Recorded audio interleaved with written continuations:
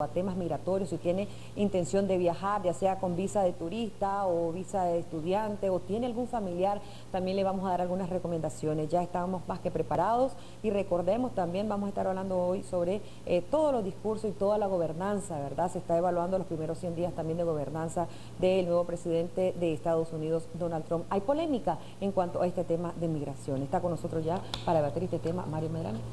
¿Qué tal, Odili Vargas?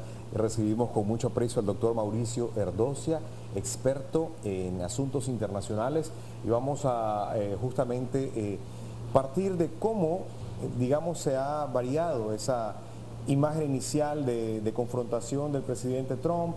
En un primer discurso como presidente de la nación estadounidense se mostró en un tono conciliador, pero luego vemos hace un poco más de un mes con las restricciones al ingreso de personas procedentes de naciones islámicas, y esta semana un cambio otra vez en su posible apertura a impulsar una reforma migratoria que, según él, ordene las cosas.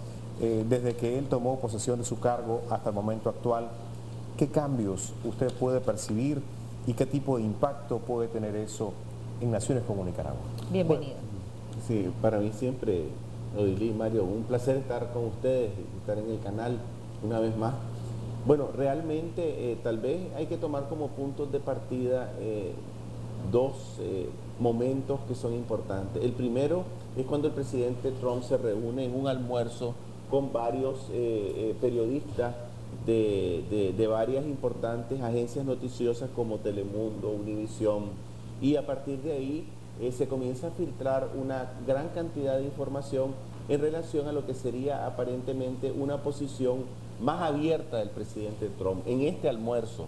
Sí. En el almuerzo, supuestamente, ahí él dice que está abierto a una reforma migratoria y que esa reforma migratoria básicamente dará un lugar especial a los que se llaman Dreamers, o sea, aquellas personas que llegaron a los Estados Unidos en la infancia, ¿verdad? Que es el famoso programa DACA, ¿verdad? Que fue aprobado el programa en el año 2012. Sí. Él señala que habría una, según esta fuente, ¿verdad? Porque todo esto es filtrado porque es a partir de un almuerzo con los medios de comunicación. Y él también dice que su fin fundamental en el tema migratorio es la expulsión de aquellos migrantes que tienen antecedentes penales o han cometido delitos graves, ¿verdad? Y que además la reforma migratoria, que ya se intentó, hay que recordarlo, en el 2007 y en el 2013, ya hubo intentos de hacer una reforma, pero básicamente a partir de iniciativas demócratas que finalmente no funcionaron, e inclusive hubo un grupo de los 8 demócratas y republicanos que trató de empujar esto, pero nunca pasó por la Cámara. Entonces, en ese almuerzo, aparentemente, el presidente Trump da un giro en la visión más pragmático, en la visión sobre el tema de los migrantes indocumentados, y trata de presentar una imagen en el sentido de que se trabajará con algunos grupos especiales como estos que han llegado desde la infancia,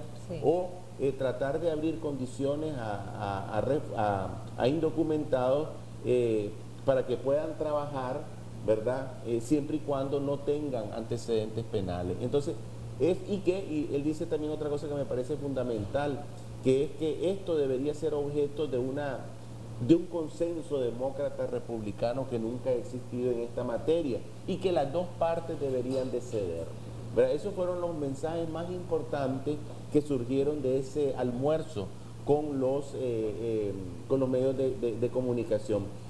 Claro, toda la expectativa se concentró entonces en lo que iba a decir el presidente en su discurso ante el Congreso, sí, ¿verdad? Pero ya en el discurso ante el Congreso no encontramos realmente la misma apertura.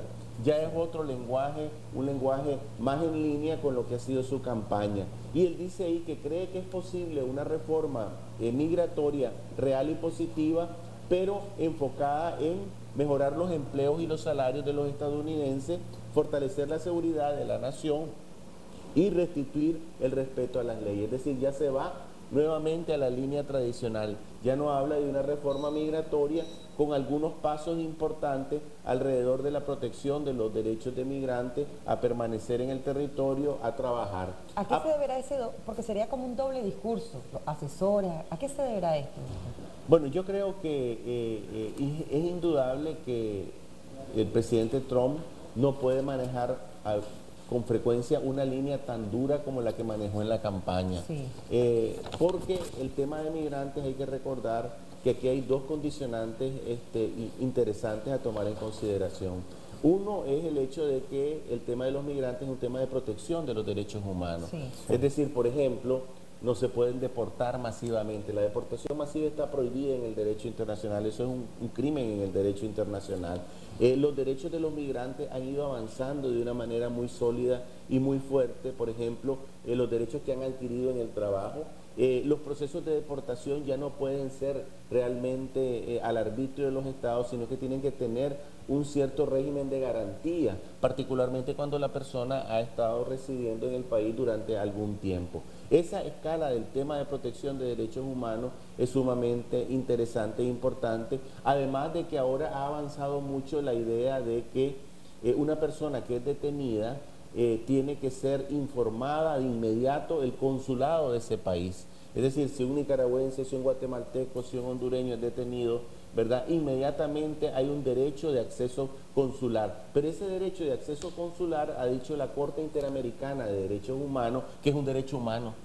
También. Entonces ya no es solamente parte de la Convención de Naciones Unidas sobre relaciones consulares o sobre relaciones diplomáticas, sino que también es un derecho humano. Entonces los derechos humanos por un lado están jugando un papel fundamental en esto y no se pueden lanzar una política tan abierta. El segundo elemento es el sistema democrático en Estados Unidos, el tema de pesos y contrapesos.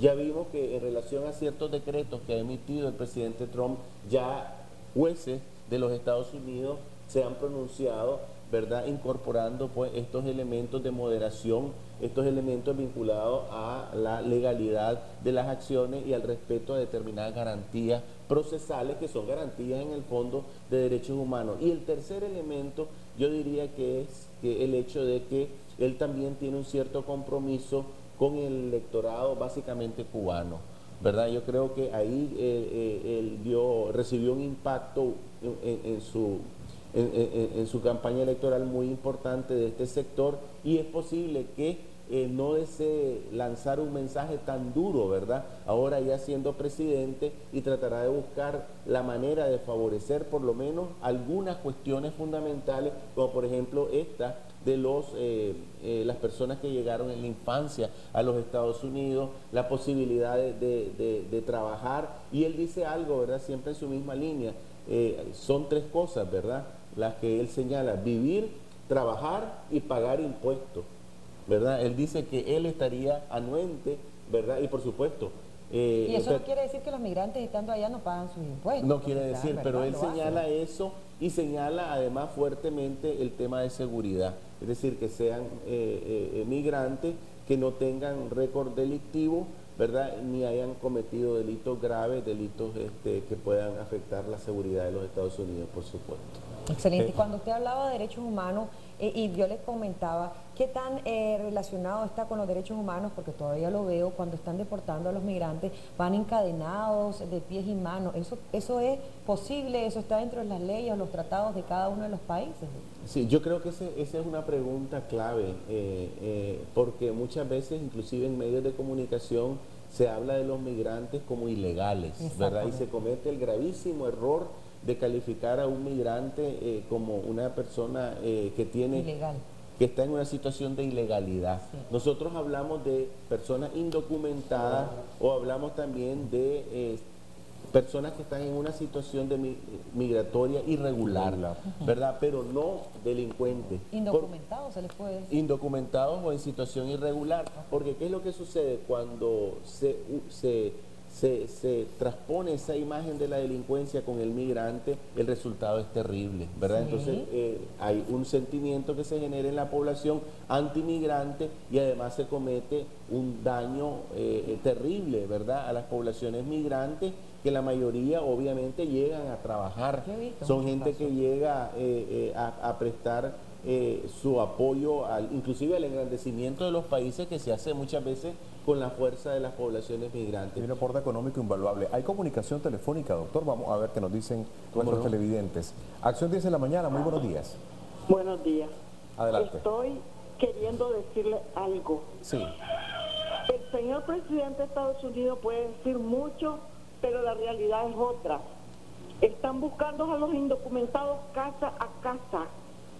A la casa de mi hermana en California llegaron pidiendo documentos, pidiendo papeles. Mi hermana vive allá desde 1955. Llegaron con gran violencia a la policía. Solamente eso, muchas gracias. ¿En qué estado específicamente se está dando esta situación, señora? California. En California.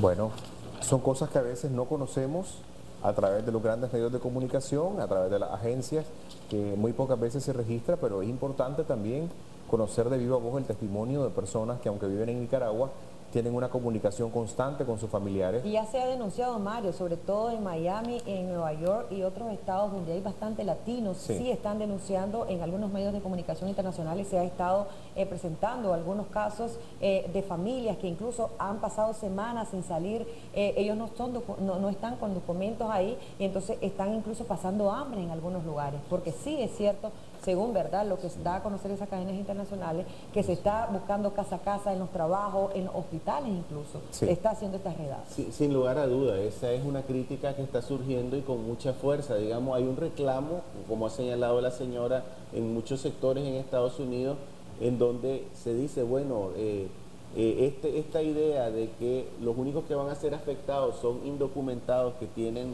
récord criminal, ¿verdad? No es cierto, porque estamos viendo muchas acciones y actividades que están dirigidas contra indocumentados o personas en situación migratoria irregular, ¿verdad?, que no han cometido delito alguno, y se está produciendo algo terrible, ¿verdad?, que es la separación de la familia, ¿verdad?, la ruptura del vínculo familiar. Pero esto también, y la señora tiene toda la razón, que está muy ligado inclusive a los decretos que se han emitido, a las órdenes ejecutivas que se han emitido. Hay una orden ejecutiva para crear nuevos centros de detención para indocumentados, ¿verdad? Eso es importantísimo. Eso significa que realmente sí hay un esfuerzo por localizar, por ubicar, y las denuncias están aflorando. Hay también un aumento del número de agentes en frontera para los temas migratorios como resultado de una orden ejecutiva.